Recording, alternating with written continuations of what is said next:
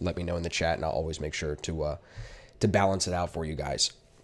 So like I said, I've ordered a couple of things, like a switcher, some better lighting I'm going to probably grab, just because I think I want to make it as seamless as possible. My goal is to do these at least once a day. Instead of me filming videos, I figured why not come on here and just do a live stream where you guys can ask questions and we can just do it live. I don't think I'm going to do it every day, but at least 4 times a week is my goal. So today was a day where we didn't have a lot of action.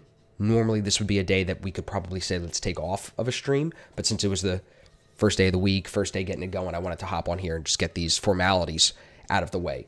But since you guys can see the screen here, let's just talk about some of the things I was watching this morning.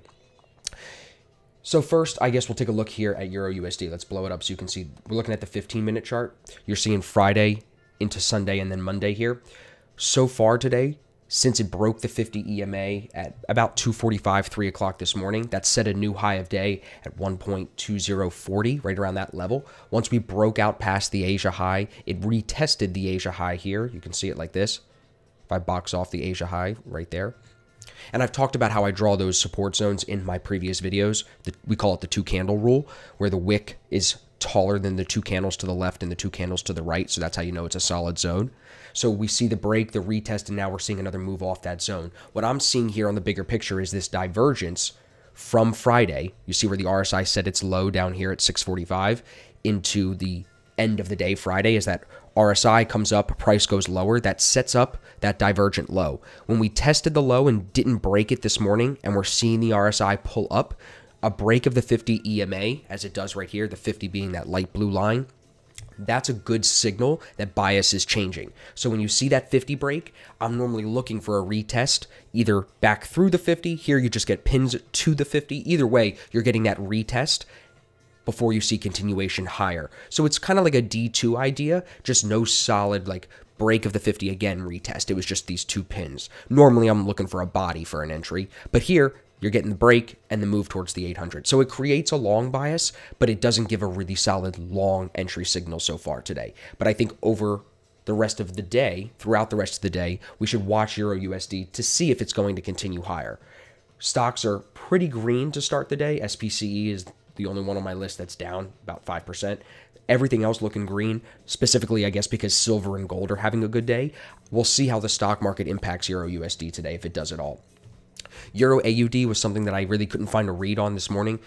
TDI started in the buy zone, drops into the sell zone, pulls back up into the buy zone, as it looks like it's moving higher out of the Asian range. So I just couldn't get a read on it. It's moving up as the L50's in the sell zone, just moving on to something else. I know some of the guys this morning were looking to short Euro CAD off the 200 EMA here, looking for a D1. I don't hate that idea because I think using the TDI, you can see that it's clearly short biased. I mean, you had a really strong move on Friday, almost double ADR.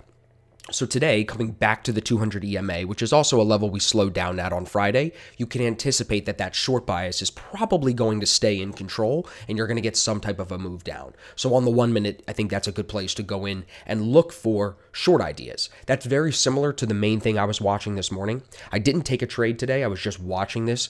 The reason I didn't jump in short, I'll explain in a second here, but again, very similar, off the 200 EMA following the bias from Friday. So I've been watching GBP CHF from a 1-hour entry that I talked about in my videos I posted over the weekend. I'll show that to you in a second too.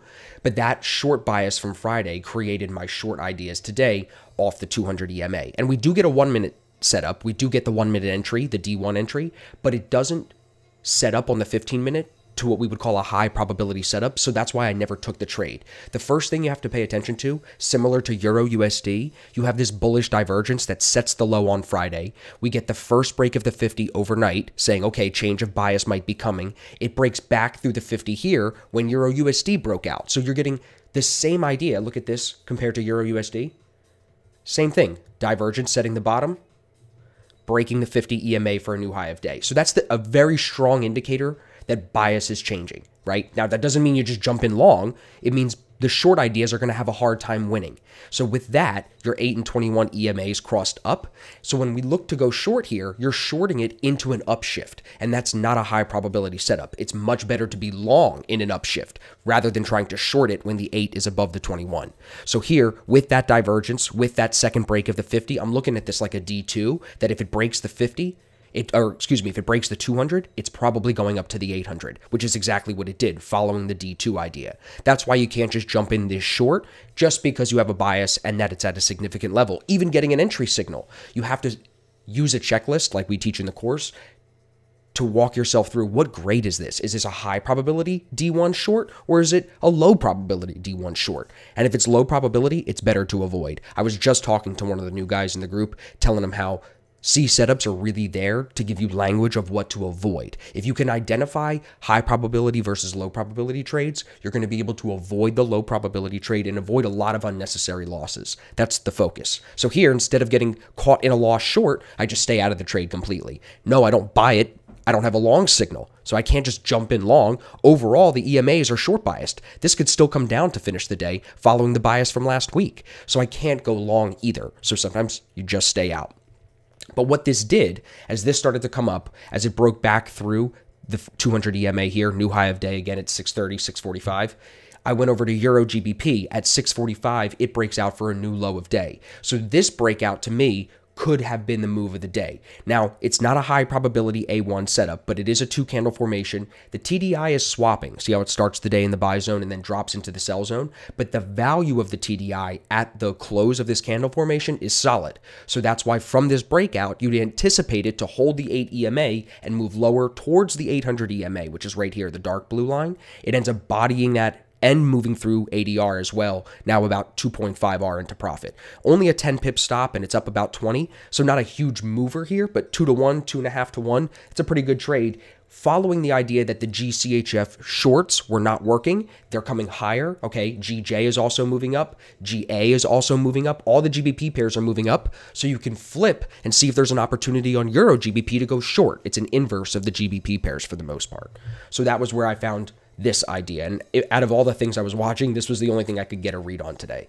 Euro NZD was in the Asian range until about 515, pulled back to the 50, 8 and 21 crossed down, and it just kept moving lower. So maybe this holds the 200 and comes higher, but then you'd be having to go long into a downshift, which I just explained. You don't want to go short into an upshift, so why would I go long into a downshift? You want these high probability trades. Like being long here would be a painless trade because you're already in that upshift with the 8 above the 21. Just simple EMAs can really help you avoid short-term drawdown or shitty trades or both. Gbpnzd was another one that I was watching, but again, very close to maxing out ADR after moving a lot in the Asian session and in the London session. Maybe it makes another move, but it's already moved pretty close to 125 pips today, and that's what its average daily range is. GBP USD bouncing, similar here. If you look, you have divergence again on the bottom, so we could blow up this RSI and you can really see it. See how if you put this at the RSI low, match it to right here, you can see that rising, right? Now it's not going to look that great when I zoom out, but you can still line that up here. Price is falling. You could draw it from here. I mean, either way, you're getting the idea that this is divergent at the bottom. Something is showing support to this zone here, set with that first pin. So when it breaks the 50 here for the first time, that's the first signal of a change of bias. This doesn't even retest the 50. This just breaks the 50, changes bias, and goes full reset through the 800, now through ADR. So just paying attention to divergence, using it to help you identify key levels can be a big difference. Can make a big difference, I should say. Even looking at this. So we talked about this on USD-CHF last week. See this bullish divergence down here? This bullish divergence gives you the level Wednesday night into Thursday, set with that pin low right there. Look at the hits to the level. 1, 2, 3, 4, 5. So trying to go short here before the level is broken, we talked about this. It's silly. Felipe was one of the guys who helped me come up with this example. It's just silly. You need that level to be broken first. So, okay, we see the full move to the 800 EMA, full reset off that divergent level. Now coming into the week here, look what you have. If we blow up the RSI, this is falling. You could go back here or here, it doesn't matter. That's falling. This is rising. Price is rising right there. Here's your first break, second break, third break of the 50 EMA. It goes to the 200. It doesn't go full, you know, what you would say full reset would be down towards that 800 EMA because the 800 is above you. So it's really using this as like a D1 on the higher time frame to go down in overall trend using this divergent level. But again, I'm just showing you the high was set from the divergence. Again, if you just box this off, that's the zone that it's showing clear respect to. Even when it tries to get out here, it can't. So using divergence to identify key levels can really make a difference. Let's go look at SLV really quick, just because I made a video about this recently. You can see today we're breaking past that high set at April 21st? Yeah. So about 2 weeks ago, a week ago. Breaking past that high today, looking like we might break $25 an ounce today. This is headed in the direction that we anticipated. We are looking for this to at least make it to $28, $29 an ounce within the next few months. As sentiment continues to be bullish, I can't see this going in any other direction. Even if you're looking at it here on the higher time frame, this is on the weekly now instead of the daily. 8 is above the 21. Price is making higher lows, higher highs. TDI has been in the buy zone since October 12th of 2019. Now, I made a video about SLV talking about when the TDI switches zones, what does it do? Since the TDI, this L50 is holding the buy zone, you would anticipate that this is going to continue to be bullish. You can go all the way back to 2008 and see this. You can even go back, if we go to, this is just silver instead of SLV. We can look at the monthly. You can see there's that when the Hunt brothers squeezed it. But if you look at the TDI, you can see when the TDI was in the sell zone, price moved lower. When the TDI was in the buy zone, price moved higher. So now that the TDI has been in the buy zone since the start of the year, you would anticipate that this is going to continue to be bullish. Last time we broke into the buy zone on the monthly chart was March 1st, 2004. Then in June of 2014, so about 10 years later, 10 years and 2 or 3 months later, it comes back into the sell zone, and that's when you see some movement to the downside. Now, of course, that's not calling the bottom and calling the top. That's just showing you where there's bullish movement. So now that we're back in that buy zone, that's part of the reason why long term, I'm talking monthly candles here, that's why I'm very bullish on silver. Another thing I remember was interesting here. You can see when the TDI switches zones, March 2004, and here back March, it was like March and April of 1995. So both times in March, TDI switches into the buy zone. And then here in January. So it's always the first quarter of the year that silver gets bullish when it makes a big bull run. So it's kind of in line with what it's done the previous 2 times as well. So I think that that's very interesting. All right, good. Covered what I wanted to cover. Let's see.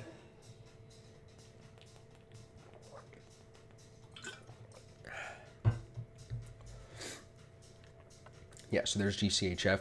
Euro GBP still pushing lower here. So about 2.75 R on this A1 idea. On Euro JPY, nothing really interesting here. I mean, it's a swapping TDI again, so it doesn't set me up for anything great here today. I really like to trade perfect TDIs. Like if we go to, just say GCAD, for example, look at it last week. If you look at this TDI, it broke into the sell zone on Wednesday evening, like Tuesday night going into Wednesday, came off the 50 EMA. You could be looking for D1s here. It comes off the 21 and the 50 EMA late day on Tuesday, or excuse me, on Wednesday. That drop carries into Thursday. Thursday, it doesn't move much, doesn't really give a lot of opportunities, but the TDI holds the sell zone still. So then Friday, you have to keep that bias. Look at the TDI still in the sell zone. EMA still short biased, comes off the 50 and off the 21 on Friday and falls double ADR. So it's just following that trend. Now today, by the time you wake up, this is already reversing, right? It's through the 50 EMA for the second time. The bias is changing. You don't know how high this can go, so you're just letting it rock. The move was last week. You can't show up to the market and expect it to just hand you a trade every day. The market doesn't care that you're there. It's going to move in trends and it's going to give you those opportunities, and then it's going to pull back and consolidate, and it's going to try to take your money from you and force you to take bad trades. So what I tweeted today, just because I think it's a valuable point to take today, don't force trades on days like this. If you can't find good setups, there's a reason for that. It's better to avoid low probability setups and stay flat than it is to force a low probability trade and lose that trade. Losses are the one thing, I know it's silly to say, but it's the one thing that ruins most traders' careers. Incurring too many losses. It's not so much even about finding better trades. It's just about avoiding the losers that you're currently taking. And most people are just taking losses because they want to trade too much. I feel like something I can always advocate for, and I've talked to a lot of you guys in ASFX about this, is keep a demo account open while you're trading live. If you sometimes feel that urge to trade, but you know, like a day like today, that there's no high probability setups, trade the demo account. There's nothing wrong with that. Too many people on social media will talk down to it and they're like, oh, there's no emotions with the demo. There's no nothing. Right. That's kind of the point in what I'm saying here. If you know there's no high probability trades, go trade your silly ideas on a demo account because there is no emotions. There's no reality to it. See if all those crazy ideas end up being a bunch of winners, and then maybe there's something there that you should be testing to eventually trade with live money. But at first, especially on days like today where it's choppy, it's hard to find a setup, it's hard to even build a watch list. Those are the best days to just move on, come back tomorrow. We'll keep streaming this week as I get my new parts in and we upgrade the studio here. We'll keep streaming. I'm going to keep you guys updated and you'll see how the week plays out. But flat for a Monday is never a bad thing. Flat on a Tuesday is never a bad thing. It just depends if the market is presenting setups for you or not. Even as I look through my watch list today, there's not anything that I missed. And that's the most important thing because that's being process focused. If you're saying to yourself, did I miss any entries today? Were there any setups that I should have been in? That's a good approach rather than where's the money? How do I catch some of this GBP rise? That's not the right approach. It's process focused rather than results focused. If you're following the rules and there weren't any system trades today, you move on and come back tomorrow. It's not what everybody wants to hear, but it is the truth if you're trying to be consistent for the long term. So yeah, that's where we'll wrap things for today. What's up, Chris? What's up, Wayne? Good to see you guys. Thanks, bro. I appreciate it. In other exciting news, we sold out that Miami Accelerator event coming up in June. It's like a month and a week. So like, what's that, 5 weeks, 6 weeks from today? We sold that event out, which is amazing. And I appreciate everybody for that. Yeah, definitely Simon, definitely Wayne. Sold that out, and now I'm trying to figure out what I want to do for the end of the year. So I'm working on a couple of things. Go to my Instagram later today. I'm going to post a cool video, one of my ideas. It's not really about if, it's more just when. So yeah. Chris makes a great point there. He said flat on a Monday, NFP week, and the holidays. That's making money by keeping money. Exactly. NFP is Friday. I didn't even mention that, but that's an important thing that we know markets are looking forward to this week. Does that mean that you're going to get clean setups this week? Possibly. But does that also mean that you might see pairs pull back from extending their trend last week? Like when you see this move on GCAD continue down day after day after day, now going into NFP week, does it maybe make more logical sense that that's the week that it starts to pull back from that trend because things are anticipating a result from that news event? Maybe. I'm not a, economic forecaster, so I'm not going to say, but I think you just need to be aware of how to read a trend. So when it's on, you know how to take advantage. And when it's off, when your TDI is swapping, Asian range is blown out, ADR is blown, you just step off. You can come back and find clean trades. But if you try to chase momentum, you're just going to end up burned. Nobody makes money that way, chasing momentum. Nobody. Mark, need a UK event? Dude, don't even get me started, bro. I can't even say the word. I don't even know if I can curse on these live streams. They're probably going to yell at me for that. I still got to learn the rules here. Sorry, YouTube, if I'm not supposed to curse. Can't even say the, the C word. We'll need a code word for the C word. Yeah, thanks for being here, Rolly. Miguel, what's up, bro? What's up from Brazil? What's up, man? Yeah, I mean, listen, will you be doing a live trading with the group or just recap after your live? I don't think I'm going to trade live.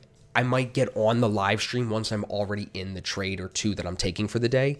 But I used to trade live with the company that I used to work with, and it was always a distraction for me. It just never worked that well. And some mornings I sit here for a while before I do anything, and I just don't want to come on here and sit on here and do nothing. That's stupid. Now we did a 20-minute stream. People will rewatch this. It's not like super long. It's not an hour of bullshit, you know what I mean, of me going on Twitter. This was 20 minutes of, well, it was like 5 minutes of bullshit in the beginning because I was doing the audio and everything like that. But that won't be every day. The goal is to like start the stream, have segments. I'm going to go over this. I'm going to go over this. We're going to talk about silver because it's moving today, right? Like silver's up, what?